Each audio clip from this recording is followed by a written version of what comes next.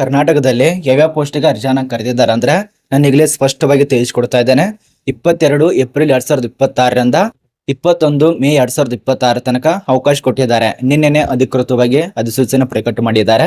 ಇಲ್ಲಿ ನೋಡಿ, ಜವಾನ್ ಪೋಸ್ಟ್, ಫ್ಯೂನ್ ಪೋಸ್ಟ್ಗೆ ಅರ್ಜಿ ಕರೆದಿದ್ದಾರೆ. ಕಾವಲುಗಾರ ಪೋಸ್ಟ್ ಇರತ್ತೆ, ಸೀಫರ್ ಪೋಸ್ಟ್ ಇರತ್ತೆ, ಜವಾನ್ ಹೌಸ್ ಕೀಪಿಂಗ್ ಪೋಸ್ಟ್ ಇರತ್ತೆ, ಲಿಫ್ಟ್ ಅಟೆಂಡರ್ ಪೋಸ್ಟ್ ಇರತ್ತೆ, ಅದೇ ರೀತಿಯಾಗಿ ಸಹಾಯಕ ಫೈಂಡರ್ ಹುದ್ದೆ ಇರತ್ತೆ, ದರ್ಜಿ ಹುದ್ದೆಗಳು, ಧೋಬಿ ಪೋಸ್ಟ್, ಈ ಒಂದು 5 ಪ್ರಕಾರ ಪೋಸ್ಟ್ ಇರತ್ತೆ. ಇದೆಲ್ಲ ಕೂಡ ಗ್ರೂಪ್ ಡಿ ಪೋಸ್ಟ್ ಇರತ್ತೆ. ಇದೊಂದು ಅರ್ಥ ಮಾಡ್ಕೊಳ್ಳಿ. ಕರ್ನಾಟಕ ಸರ್ಕಾರನೇ ಅಧಿಕೃತವಾಗಿ ನೋಟಿಸ್ ಅನ್ನು ಪ್ರಕಟ ಮಾಡಿದೆ.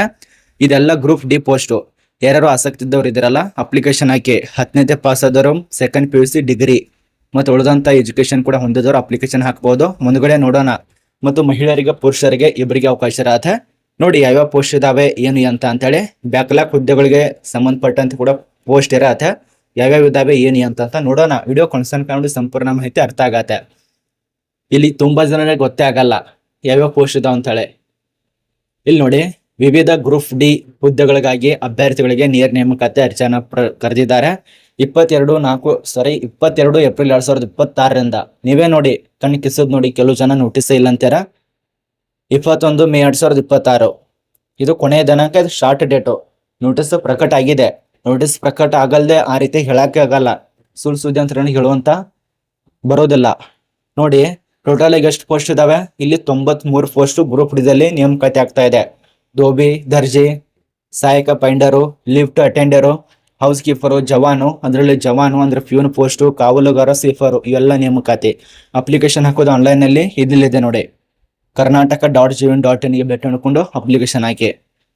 ಇದು ಕರ್ನಾಟಕದಿಂದ ಸುಮಾರು 4ನೇ ಅಧಿಸೂಚನೆ ರಿಲೀಸ್ ಆಗಿರೋದು. ಇದ್ರ ಬಗ್ಗೆ ಮಾಹಿತಿ ಇರತ್ತೆ. ನಿಮ್ಮ ಒಂದು ಫ್ರೆಂಡ್ಸ್ಗಳಿಗೆ ಶೇರ್ ಮಾಡಿ. ಮತ್ತೆ ಯಾರ್ಯಾರು ಫಾಲೋ ಮಾಡ್ಕೊಂಡಿಲ್ಲ, ಸಬ್ಸ್ಕ್ರೈಬ್ ಮಾಡ್ಕೊಂಡಿಲ್ಲ, ಎಲ್ಲ ಮುಗಿಸ್ಕೊಳ್ಳಿ. ಯಾರ್ಯಾರು ಹೊಸ್ತಾ ನೋಡ್ತಾ ಇದ್ರಲ್ಲ, ಎಲ್ಲ ಮುಗಿಸ್ಕೊಳ್ಳಿ. ಕರ್ನಾಟಕ ರಾಜ್ಯದಲ್ಲಿ ನಂಬರ್ 1 ಜಾಬ್ ನ್ಯೂಸ್ ಕೊಡುವಂತ ಚಾನೆಲ್ ಇದೆ ಇದು. ಅರ್ಥ ಮಾಡ್ಕೊಳ್ಳಿ. ಗೋಳಂತರೂ ತಿಳಿಸ್ಕೊಡೋದಲ್ಲ, ಸತ್ಯವಾದ ಮಾಹಿತಿ ಕರೆಕ್ಟಾಗಿ ಕಾನೂನುಬದ್ಧವಾಗಿ ನಿಯಮಗಳ ಪ್ರಕಾರ ತಿಳಿಸ್ಕೊಡ್ತಾ ಇರ್ತೇವೆ. ಬನ್ನಿ ಒಂದೊಂದೇ ಚರ್ಚೆ ಮಾಡೋಣ. ಖಾಲಿ ಇರುವಂತ ವರ್ಗೀಕರಣ ಹುದ್ದೆ ನೋಡಿ ಏನೇನು ಕೊಟ್ಟಿದ್ದಾರೆ. ಇಲ್ಲಿ ಗ್ರೂಪ್ ಡಿ ಇವೆಲ್ಲ ಯಾರ್ಯಾರಿಗಿರತ್ತೆ ಅದನ್ನ ಕೊಟ್ಟಿದ್ದಾರೆ. ಇಲ್ಲಿ ತಿಳಿಸ್ಕೊಟ್ಟಿದ್ದಾರೆ ಅವರು. ಮಹಿಳೆಯರಿಗೆ, ಗ್ರಾಮೀಣ ಕನ್ನಡ ಮಾಧ್ಯಮ, ಅಂಗವಿಕಲದವರು, ಯೋಜನಾ ಅಭ್ಯರ್ಥಿ, ಮಾಜಿ ಸೈನಿಕ, ತೃತೀಯ ಲಿಂಗ ಎಲ್ಲರಿಗೂ ಅವಕಾಶ ಇರತ್ತೆ. ತೃತೀಯ ಲಿಂಗದವರು ಕೂಡ ಖಾಲಿ ಇದಾವೆ.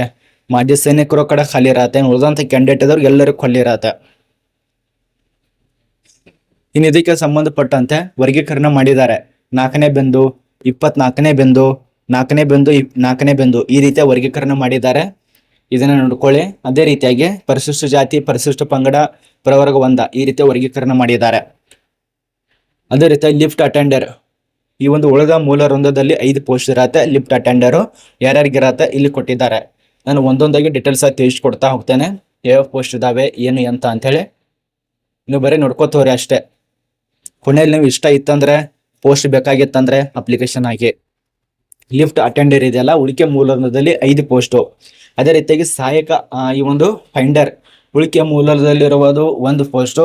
ಉಳಿಕೆ ಮೂಲ ವೃಂದದಲ್ಲಿರುವ ಖಾಲಿ ಹುದ್ದೆಗಳು 1 ಪೋಸ್ಟು. ಅದೇ ರೀತಿಯಾಗಿ ಎಲ್ಲ ಒಂದೊಂದು ಪೋಸ್ಟ್ ಇದಾವೆ. ದರ್ಜೆ 1 ಪೋಸ್ಟು, ಧೋಬಿ 1 ಪೋಸ್ಟು, ಇವೆಲ್ಲ ಪೋಸ್ಟ್ಗಳು. ಅದೇ ರೀತಿಯಾಗಿ ಇವುಗಳಿಗೆ ಸಂಬಂಧಪಟ್ಟಂತೆ ವೇತನ ಶ್ರೇಣಿ ಇನ್ನೂ ಪೋಸ್ಟ್ ಇದಾವೆ. ಇಷ್ಟೇ ಅಲ್ಲ, ಮುಗಿತಂತಲ್ಲ, ಎಲ್ಲ ಪೋಸ್ಟ್ ಇದಾವೆ. ಸುಮಾರು 93 ಪೋಸ್ಟು. ವೇತನ ಶ್ರೇಣಿ ನೋಡಬಹುದು, ಯಾರ್ಯಾರಿಗೆ ಎಷ್ಟೆಷ್ಟು ಕೊಡ್ತಿದ್ದಾರೆ ಅಂತ ಹೇಳಿ. ನಾನು ನಿಮಗೆ ನೋಟಿಸ್ ಆಗಿ ತಿಳಿಸ್ಕೊಡ್ತಾ ಇದ್ದೇನೆ. ಬೇಸಿಕ್ ಆಗಿ ಇವತ್ತು ನಾನು ನೋಟ್ ಮಾಡ್ಕೊಂಡಿಲ್ಲ, ಬೇಗ ಅದು ಸೂಚನೆ ಬಂದೈತಿ, ನಿಮಗೆ ಹೆಲ್ಪ್ ಆಗಲಿ ವಿಡಿಯೋ ಮಾಡ್ತಾ ಇರೋದು. ಇಲ್ಲಿ ನೋಡಿ ಎಲ್ಲದಕ್ಕೂ ಏನೇನು ಕೊಟ್ಟಿದ್ದಾರೆ. ಹುದ್ದೆಗಳ ವಿವರಣೆ ಇರತ್ತೆ. ಕರ್ನಾಟಕ ರಾಜ್ಯ ಪತ್ರ ಪ್ರಕಾರ ಬುಧವಾರ ದಿನ ಅಂದ್ರೆ ನಿನ್ನೆನೆ ಬುಧವಾರ ದಿನ ಅಧಿಸೂಚನೆ ಆಗಿದೆ. ಜವಾನ್ ಹುದ್ದೆಗಳು, ಕಾವಲುಗಾರ, ಸೀಪರು, ಜವಾನು, ಸಹಾಯಕ ಪೈಂಡರ್, ಧೋಬಿ ಹುದ್ದೆಗಳು, ಇವುಗಳಿಗೆ ಸಂಬಂಧಪಟ್ಟಂತೆ ಲೆವೆಲ್ 2ರಂತೆ ಕೊಡ್ತಾರೆ. 19,900ರಿಂದ 63,200 ತನಕ ಸ್ಯಾಲರಿ ಇರತ್ತೆ. ಇದೊಂದು ಅರ್ಥ ಮಾಡ್ಕೊಳ್ಳಿ. ಇನ್ನು 3ನೇದಾಗಿ ಲಿಫ್ಟ್ ಅಟೆಂಡರು, ದರ್ಜೆ ಹುದ್ದೆಗೆ ಲೆವೆಲ್ 3 ಅಂತೆ ಕೊಡ್ತಾರೆ. ಅಂದ್ರೆ ಸ್ವಲ್ಪ ಜಾಸ್ತಿ ಇರತ್ತೆ. 21ರಿಂದ 69,000 ಮೇಲ್ಗಡೆ ಚಿಲ್ಲರೆ ಅಂತ ಇರತ್ತೆ. ಮತ್ತು ಪಿಂಚಣಿ ಸೌಲಭ್ಯ ಕೂಡ ಇರಬಹುದು. ಅಷ್ಟೇ ಅಲ್ಲ, HRA, DRA ಇವೆಲ್ಲ ಸೇರ್ಪಡೆ ಇರತ್ತೆ. ಅಂದ್ರೆ ಸರ್ಕಾರಿ ಗೌರ್ಮೆಂಟ್ ಜಾಬ್ ಇದು. ಇನ್ನು ಆಯ್ಕೆ ಪ್ರಕ್ರಿಯೆಯಲ್ಲಿ ನೇಮಕಾತಿ ವಿಧಾನ ಹೆಂಗಿದೆಪ್ಪ ಅಂದ್ರೆ, ಒಂದು ಪರೀಕ್ಷೆ ನಡೆಸಬಹುದು. ಕೆಲವೊಂದು ಪೋಸ್ಟ್ಗೆ ಪರೀಕ್ಷೆ ಇಲ್ಲದೆ ಇರ್ಬೋದು ಅಥವಾ ಇರ್ಬೋದು. ನಾನು ಇಲ್ಲಿ ತಿಳಿಸ್ಕೊಡ್ತೇನೆ. ನಿಮ್ಮ ಒಂದು ಪರಿಶಿಷ್ಟ ಜಾತಿ, ಪರಿಶಿಷ್ಟ ಪಂಗಡ, ಇತರೆ ಹಿಂದುಳಿದ ವರ್ಗಕ್ಕೆ ಸಂಬಂಧಪಟ್ಟಂತೆ ನೇಮಕಾತಿ, ಮೀಸಲಾತಿ ಇತ್ಯಾದಿಗಳ ಮೇಲೆ ಆಯ್ಕೆ ಮಾಡ್ತಾರೆ. ಯಾವುದೇ ರೀತಿಯ ತೊಂದರೆ ಇಲ್ಲ. ಪರೀಕ್ಷೆಗಳು ಇರತ್ತೆ. ಇನ್ನು ವಿದ್ಯಾರ್ಹತೆ ಏನೇನಾಗಿರ್ಬೇಕು, ಯಾವುದಕ್ಕೆ ಏನು ಅಂತೇಳಿ ಅದನ್ನ ನಂತರ ನೋಡೋಣ. ವಿದ್ಯಾರ್ಹತೆ ಬಗ್ಗೆ ಸ್ವಲ್ಪ ನೋಡಿ.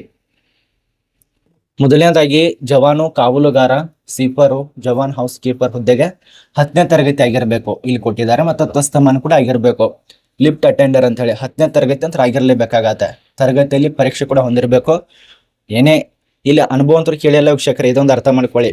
ಅನುಭವ ಅಂತೂ ಒಂದು ಇದು ಕೂಡ ಕೇಳಿಯಲ್ಲ. ಇಲ್ಲಿ ಅನುಭವದ ಬಗ್ಗೆ ಇಲ್ಲಿ ಮಾಹಿತಿನ ಕೊಟ್ಟಿಲ್ಲ ಅವರು, ಅಂದ್ರೆ ಮುಂದೆ ಕೊಟ್ಟಿರ್ತಾರೆ. ಇಲ್ಲಿ ಇದು ಪಾಸ್ ಆಗಿರ್ಬೇಕು 10ನೇತೆ, ಅದ್ರ ಜೊತೆಯಲ್ಲಿ ಇಷ್ಟು 2 ವರ್ಷ ಅನುಭವ ಅಥವಾ 3 ವರ್ಷ ಅನುಭವ 4 ವರ್ಷ ಅನುಭವ ಇರ್ಬೇಕಂತ ಕೊಟ್ಟಿರ್ತಾರೆ. ಅದನ್ನ ನೋಡ್ಕೊಳ್ಳಿ, ಕರೆಕ್ಟ್ ಇದೆ. ಇದು ಲಿಫ್ಟ್ ಅಟೆಂಡರ್ ಹುದ್ದೆಗೆ 10ನೇತೆ ಪಾಸ್ ಆಗಿರಬೇಕು. ತಸ್ತಮಾನ ಪರೀಕ್ಷೆಯಲ್ಲಿ ಕೂಡ ತೇರ್ಗಡೆ ಹೊಂದಿರಬೇಕಂತ ಕೊಟ್ಟಿದ್ದಾರೆ, ಅಥವಾ ಕೊಟ್ಟಿದ್ದಾರೆ, ಅವ್ರು ಕೊಟ್ಟಿದ್ದಾರೆ. ಅರ್ಥ ಮಾಡ್ಕೊಳ್ಳಿ. ಮತ್ತು ಕೊಟ್ಟಿಲ್ಲ, ಹಾಗೂ ಕೊಟ್ಟಿಲ್ಲ, ಅಥವಾ ಕೊಟ್ಟಿದ್ದಾರೆ. ಅಥವಾ ಅಂದ್ರೆ ಇದಿರಲ್ಲ ಅಂದ್ರೆ ಇದು ಆಪ್ಷನ್ ಇರತ್ತೆ ಇಲ್ಲಿ ನಿಮಗೆ. 10ನೇತೆ ಇತ್ತ ಅಂದ್ರೆ ನಡೆಯುತ್ತೆ, ಬಟ್ ಬೇರೆ ಇತ್ತಂದ್ರೆ ಕೂಡ ಅಪ್ಲಿಕೇಶನ್ ಹಾಕ್ಬಹುದು. ಮತ್ತೆ ಇಲ್ಲಿದೆ ನೋಡಿ, ನಾನು ಆಗಲೇ ತಿಳಿಸ್ಕೊಟ್ಟೇನಲ್ಲ ಏನೇನಾಗಿರ್ಬೇಕಂತೇಳಿ, ಈಗ ಗೊತ್ತಾಗಿರ್ಬೇಕು ನಿಮಗೆ. ಜವಾನ್ ಪೋಸ್ಟು ಕಾವಲುಗಾರ ಪೋಸ್ಟು ಇದಕ್ಕೆ ತಕ್ಕಂತೆ ಯಾವುದೇ ರೀತಿಗೆ ಅನುಭವ ಕೇಳಿಲ್ಲ. ಆದ್ರೆ ಲಿಫ್ಟ್ ಅಟೆಂಡರ್ ಹುದ್ದೆಗೆ 10ನೇ ತರಗತಿ ಅಥವಾ ತಸ್ತಮಾನ ಆಗಿರಬೇಕು. ಅನುಭವ ಕೂಡ ಹೊಂದಿರಬೇಕು. ಎಲ್ಲಿ ಆಗಿರ್ಬೇಕು? ಲಿಫ್ಟ್ ಮೆಕ್ಯಾನಿಸಮ್ ನಲ್ಲಿ ಅನುಭವ ಇರಬೇಕು. ಇಲ್ಲಿದೆ ನೋಡಿ. ಸಹಾಯಕ ಫೈಂಡರ್ 10ನೇ ತರಗತಿ ಆಗಿರಬೇಕು. ತಸ್ತಮಾನ ಪರೀಕ್ಷೆಯಲ್ಲಿ ಆಗಿರಬೇಕು. ಅನುಭವ ಕೇಳಿದರೆ ಅದಕ್ಕೆ. ಫೈಂಡಿಂಗ್ ಕೆಲಸದಲ್ಲಿ 2 ವರ್ಷದ ಅನುಭವ, ಇದಕ್ಕಂತೂ ಅನುಭವ ಇಲ್ಲಿ ನೋಡಿ, ಅಪ್ಲಿಕೇಶನ್ ಹಾಕಿ. ದರ್ಜೆ 10ನೇತೆ ಪಾಸ್ ಆಗಿರಬೇಕು. ತಸ್ತಮಾನ 10ನೇ ತರಗತಿ. ದರ್ಜೆ ಕೆಲಸದಲ್ಲಿ 3 ವರ್ಷದ ತನಕ ಅನುಭವ.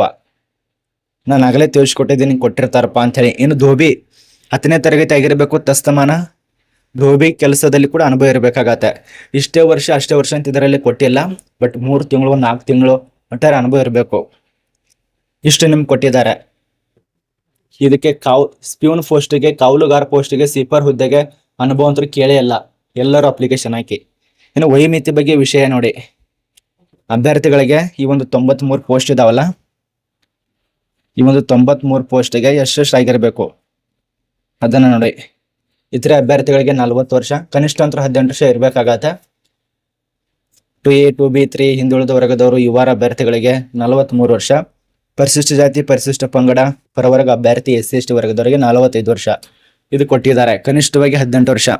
ಇಲ್ಲಿ ನೋಡಿ, ನಾನು ಫೈಂಟ್ ಮಾಡೋದು ರೆಡ್ ಮಾರ್ಕ್ ಮಾಡೋದಲ್ಲ ಅಷ್ಟೇ ನೋಡಬೇಡಿ.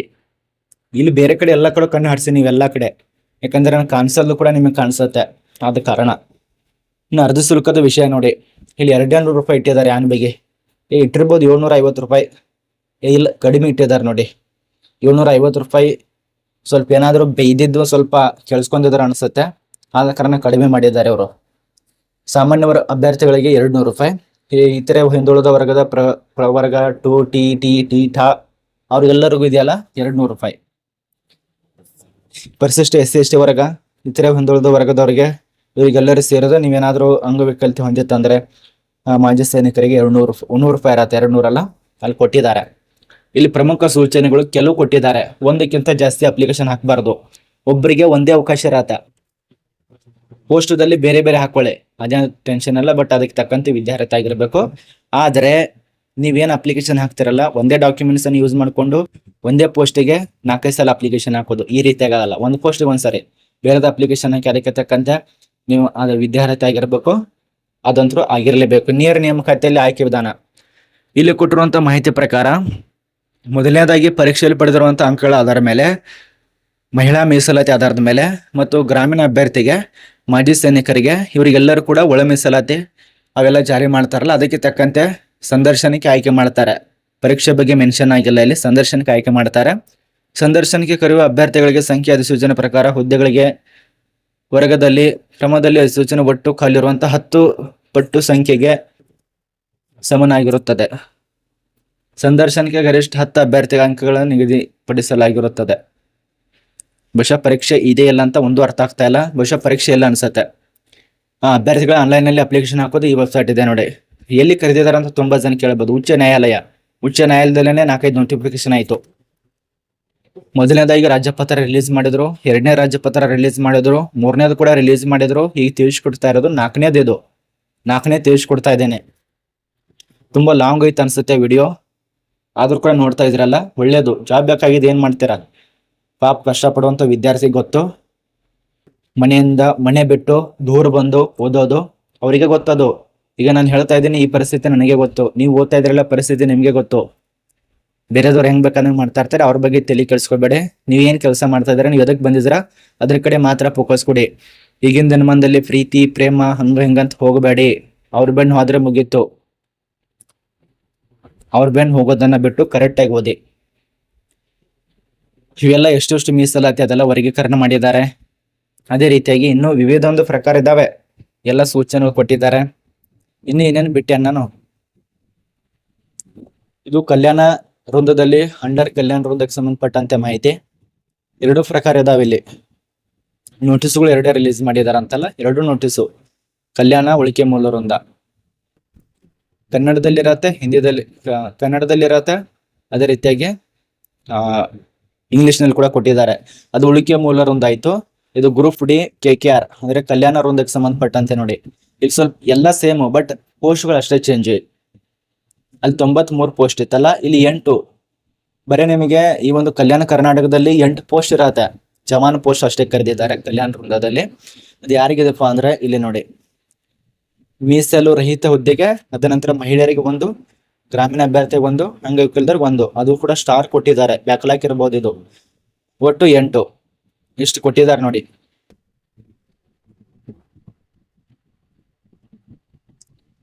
ಎಲ್ಲ ಸೇಮ್ ಟು ಸೇಮ್ ಅದೇ ರೀತಿಯಾಗಿ ನೋಡಿ. ಇದಕ್ಕೆ ಸಂಬಂಧಪಟ್ಟಂತೆ ಯಾವ ರೀತಿ ಅಪ್ಲಿಕೇಶನ್ ಹಾಕ್ತೀರಾ ನಿಮಗೆ ಬಿಟ್ಟದ್ದು ಎಲ್ಲ ನಾನು ಎಷ್ಟು ಗೊತ್ತಿಲ್ಲ. ಈ ನೋಟಿಸ್ ಪ್ರಕಾರ ನಾನು ತಿಳಿಸ್ಕೊಟ್ಟಿದ್ದೇನೆ. ಅಧಿಸೂಚನೆ ಆಗಿದೆ, ಇಲ್ಲ ಅಂತಲ್ಲ, ಅಧಿಸೂಚನೆ 100% ಆಗಿದೆ. 22ನೇ ತಾರೀಕು ಅಂದ್ರೆ ನಿನ್ನೆ ಪ್ರಕಟ ಮಾಡಿದ್ದಾರೆ, ಇವತ್ತು ನಾನು ತಿಳಿಸ್ಕೊಡ್ತಾ ಇರೋದು.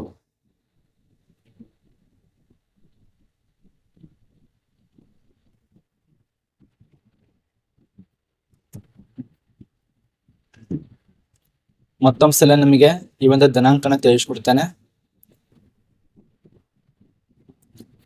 ಇಲ್ಲಿ ನೋಡಿ 93 ಪೋಸ್ಟರ್ ಆದ ಆಲ್ ಕರ್ನಾಟಕದಲ್ಲಿ ಸರ್.